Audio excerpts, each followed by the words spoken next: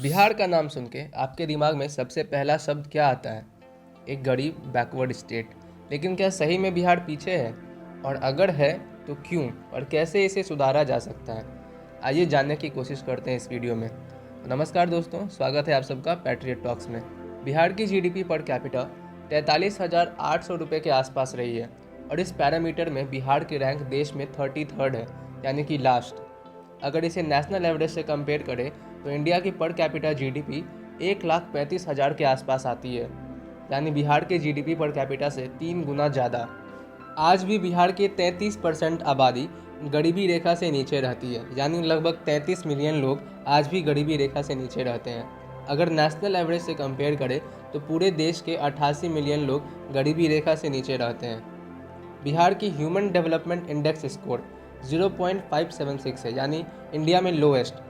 ये स्कोर एक African country Angola के स्कोर से कंपेरेबल है, जो कि एक बहुत ही पुअर कंट्री है सेंट्रल अफ्रीका में। तो इन सब पैरामीटर से साफ पता चलता है कि बिहार एक बैकवर्ड स्टेट है। लेकिन क्या रीजन्स रहे होंगे जो बिहार इतना बैकवर्ड हो गया? इसके 5 मेन रीजन्स रहे हैं: historical reasons, freight equalisation policy, geographical reasons, lack of funds और यहाँ की पुअर गवर्नेंस एंड पॉलिटिक्स। एक एक करके इन सभी रीजन्स को हम समझने की कोशिश करते हैं।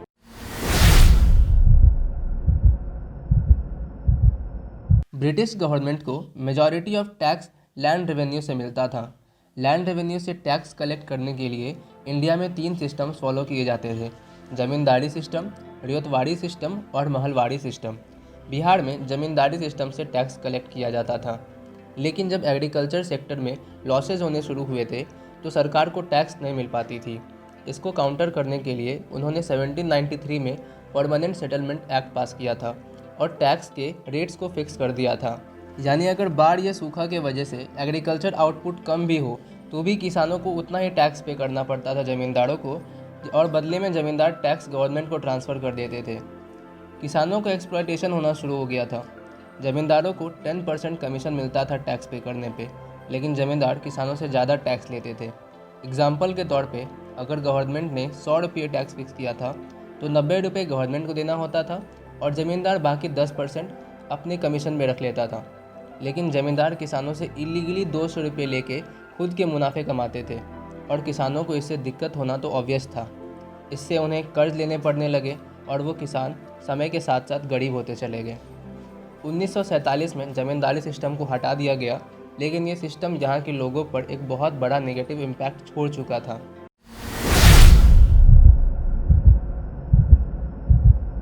किसान अगर समय पर टैक्स पे नहीं कर पाते थे तो उनसे उनकी ज़मीन छीन ली जाती थी। ज़मींदार उनसे ज़मीन छीन लेते थे। इससे होना ये शुरू हुआ कि ज़्यादातर ज़मीन ज़मींदार के हिस्से में जाने शुरू हो गए। एक सर्वे के अनुसार बिहार के 60% रूरल फैमिलीज आज भी लैंडलेस हैं।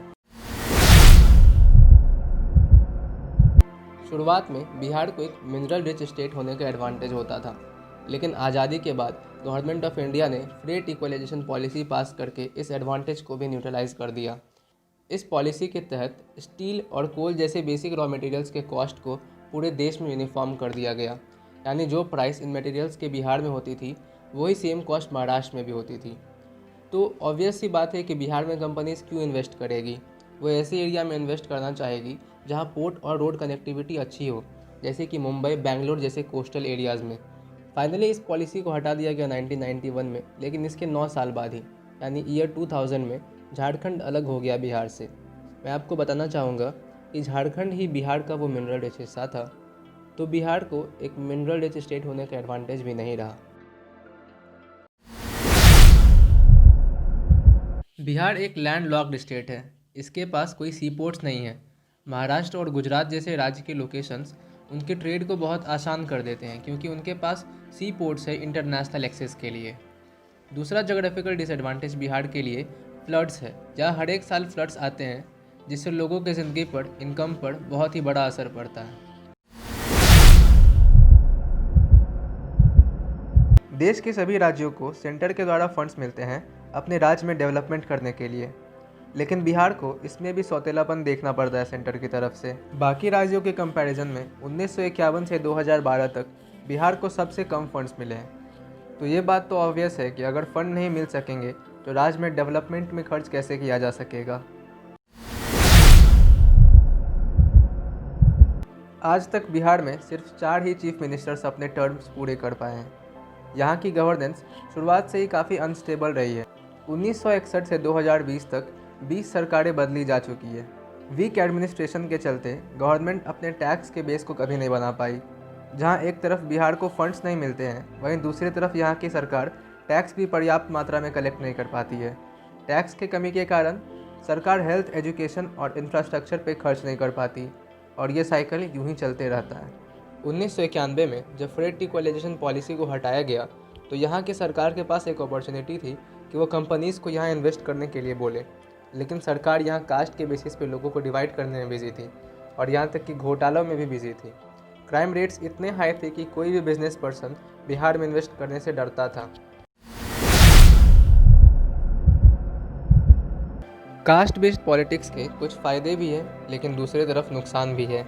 आप सब मुझे कास्टिस्ट ना समझ ले, इसलिए मैं दोनों तरफ के पॉइंट्स आपके सामने रखूँगा। 1991 तक बिहार में हाई कास्ट रूल कर रहे थे, तो अपर कास्ट के कुछ अमीर लोग लोअर कास्ट के गरीब लोगों को ऑप्रेस करते थे। फिर 1991 में लालू प्रसाद ओबीसीज़ के सपोर्ट से चीफ मिनिस्टर बने।